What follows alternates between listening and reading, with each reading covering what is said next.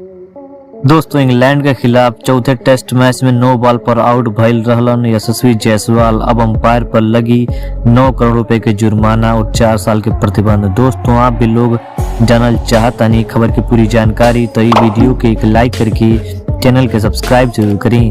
दोस्तों जैसन कि आप सभी लोगों के पता बा, भारत और इंग्लैंड के बीच में 5 टेस्ट मैचन के सीरीज के शुरुआत हो चुकल बा, जेकर पहला मैच इंग्लैंड की टीम जीत चुकल बा और दूसरका और तीसरका टेस्ट मैच भारतीय टीम जीतल बा और अब चौथा टेस्ट मैच खेलल जाता जिसमें इंग्लैंड की टीम टॉस जीत के पहले बल्लेबाजी करे के फैसला लेलस और पहले बल्लेबाजी करके बना देलस 353 रन 10 विकेट के नुकसान पर, जिसमें इंग्लैंड के तरफ से जो रूट सबसे ज्यादा 122 रन के पारी खेल देलस और इस लक्ष्य के पीछा करे उतरल भारतीय टीम की तरफ से यशस्वी जायसवाल बना देहलन 73 रन। दोस्तों भारतीय क्रिकेट फैंस के मानना ई बा कि यशस्वी जायसवाल जौन गेंद पर आउट भइल रहलन वो गेंदा नो बॉल रहल और अंपायर उनके आउट दे देहलस।